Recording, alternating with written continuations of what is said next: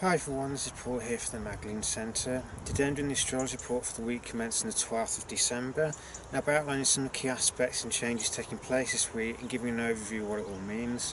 Before I do that, I just want to clarify, as I always do, that the astrology doesn't control our lives. It merely gives us a conceptual framework to help us understand what is unfolding around us. It helps us understand what kind of lessons are there for us to be learning and the kind of insights of wisdom we can gain at this time. But it's up to each and every one of us to apply what we know in our daily lives and to make sure that our actions are guided by wisdom rather than just blind impulse. But for anything to change, we have to participate in the process. It doesn't just happen. Now, in terms of the astrology this week, I'll go through the moon's transit first as usual. We begin with the moon in Aquarius. This is a time where we may be kind of taking that step back and taking a bit of space for ourselves, just taking stock of what we've achieved so far, and also looking at what is our place or what is our role within our communities, and how can we better help our own communities. On Thursday, the moon will enter Pisces, and this is a time for meditation, of seeking to move with the natural ebb and flow of life, and to allow or to focus on feelings of compassion, especially if with some of the events going on around us. It's important that we go easy on ourselves and show compassion towards other people. On Sunday, the moon will enter Aries in the early hours of the morning, so this will be a time of when we feel that drive to take action, to seek to make things happen, or to initiate a new project, as it were. But it's mainly time for getting off our backsides and getting things done rather than sitting around. But on Tuesday, she'll enter Taurus, and this is a time where we feel that need to just slow down a bit to get grounded and connected again. And we may have that desire to spend a bit of time in nature or a natural environment to help get us grounded and calm again. Now, in terms of the aspects and changes, the first one is on Wednesday itself. This is Mercury is moving back into Sagittarius, having retrograded into Scorpio a few days ago. Now that he's moving in direct motion again, he's re-entering Sagittarius. This is a time for focusing on the big picture, or attuning the logical mind and the intellect to the bigger picture rather than just the individual details that Mercury normally deals with. So it's moving beyond boxed in thinking to seeing how everything is interconnected. So it's looking at a more holistic way of perceiving things, and it's appreciating the big picture. Mercury will move into a conjunction with Jupiter, but that won't be until next week. And this will be the third and final one. So this is a time of trying to expand the rational mind to understand the bigger picture. So it's moving beyond always categorizing things, and instead try to achieve a more systemic level of thinking where we see how all the different facts are actually interconnected. They're all relating one way or another.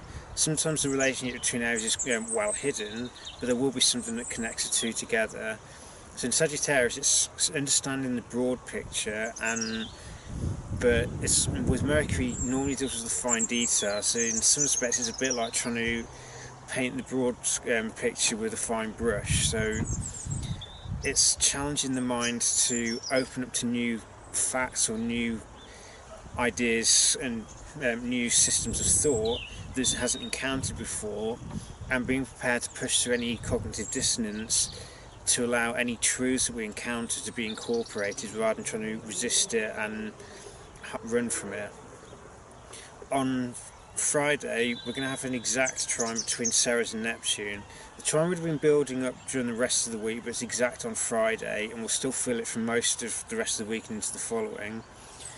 But this is all about nurturing and about unconditional love. Now, Ceres in Scorpio is about that need to nurture through a deep emotional commitment to one another, and it's also about healing at a deep level through seeing each other clearly, honouring each other's paths, and providing an environment that allows the past to be let go of, that allows deep-seated issues to be illuminated and accepted and embraced, and then allow the pain of it to be shared, so that what's left behind is wisdom and deeper levels of compassion and kindness. With the trine to Neptune in his home sign of Pisces, this brings in the theme of compassion, unconditional love, and that fundamental desire for unity, which is often buried underneath the conditioned drive for separation. Because obviously there's the two separate drives. On the one hand, you got the drive towards greater unity and moving back into alignment with natural law, and on the other hand, there's a desire for separation and to make ourselves unique or cut ourselves off to feel more special. With this particular aspect though, it inclines us more towards the unity side, but it requires that we give that unconditional love and nurturing to ourselves first, so that we don't get bled dry, as it were, through trying to help other people. Because we can't help others if we don't help ourselves at the end of the day. If we can love and nurture ourselves unconditionally, we can more easily give it to other people, because we understand it, we know what it feels like, we've given it to ourselves, so we become a wellspring of that nurturing, loving energy, and other people naturally benefit from just being around us. We don't necessarily have to take a direct action or involvement in a person's situation. We can just be a compassionate presence that encourages the person to heal, but obviously it's their choice whether they do or not.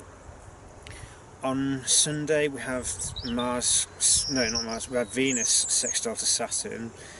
So this brings, Venus obviously deals with relationships and values, but it also deals with how we judge information. So it's how we evaluate information, which obviously relies on a value system to begin with.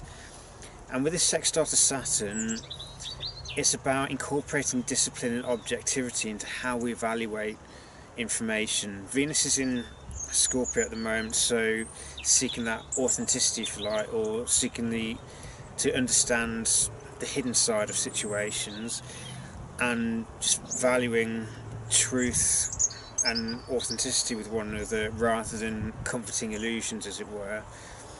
And it's also seeking of forming a relationship with ourselves at the deepest level, so reaching down to the core of our being and having a healthy relationship with oneself enables healthy relationships with others.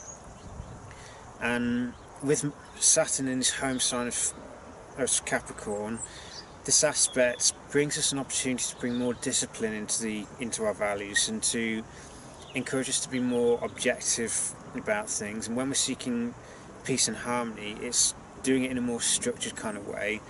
But Saturn is also about developing something that's long lasting and stable, so it will last the long term. So this influence brings us an opportunity to transform our values into ones that are more grounded in spiritual methods, because Capricorn is higher order and it's the natural laws made manifest, if you like, and Saturn is the enforcer of them, as it were. So if we seek to transform our values so they're aligned with natural laws and they're guided by love and truth rather than any kind of fear or personal agenda, then a deeper level of harmony that's long lasting can be established in relationships.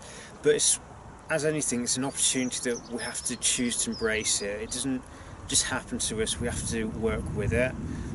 The following day, on Monday, we'll have an exact sextile between Mars in Pisces and Pluto in Capricorn. So this aspect is all about the transformation of the desire function and how we take action. Mars in Pisces is learning to be guided by spiritual desires or a spiritual devotion rather than materialistic desires. And Pluto in Capricorn is basically challenging us to develop integrity, to know ourselves and to shed what isn't true for who we are anymore.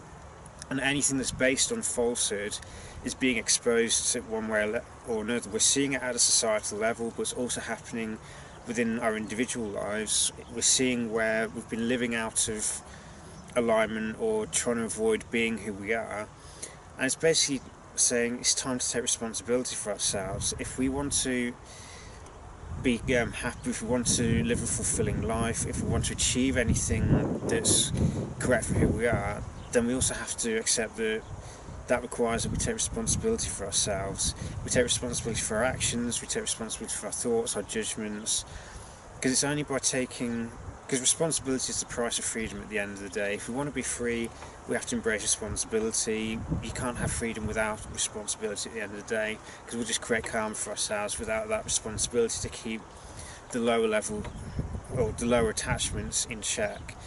So this week we have opportunities to shed attachments. We also have opportunities to develop a more fair and objective way of evaluating information, and to seek a more long-lasting and stable kind of harmony within ourselves and within our relationships with one another, through having a more practical and grounded approach to how we evaluate information, of making sure that what we're doing is aligned with the natural laws, and that we make sure that we're taking action that stays in alignment with truth and love, rather than fear and control. There's quite a bit going on this week. We've got a few opportunities for transformation, and with Mercury moving back into Sagittarius, we also have another opportunity to expand our minds and see the bigger picture and understand the broad strokes of light, the natural laws, like how we're related to the world around us and our place within the cosmos.